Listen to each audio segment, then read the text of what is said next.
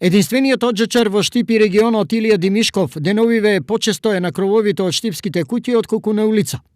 Дали чистењето на оджаци е лесна работа? Ова е најдна од опасните, бидејќи се качуваме на кровови. Кровови има стари, има нови, а сега како што гледате има и слана.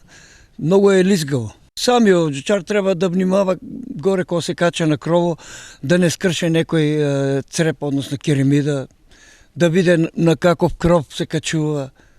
Највише на тоа се обраќа пажња. Зошто чистењето на оджак не е едноставно? Чистењето трае, да речеме, ако е потполно запушен оджак, па трае некаде и по саат, 2 сата трае.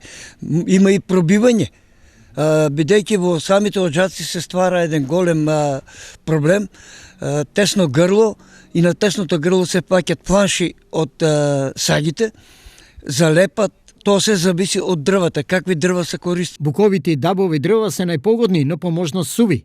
Затоа Советот на Димишков со какви дрва да поминат топла зима без негов ангажман, граѓаните доследно го почитуваат. Оджачарот кажува преку 1 година да се чисти.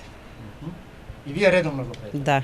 За гледачите на телевизија Стар, Димишков открива оджачарски рецепт.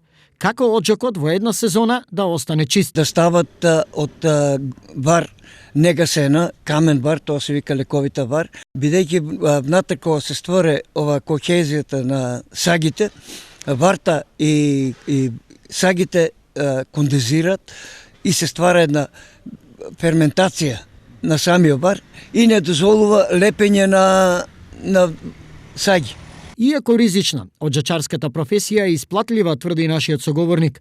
Засега неговите апели до младите да бидат негови наследници не дадоа резултат.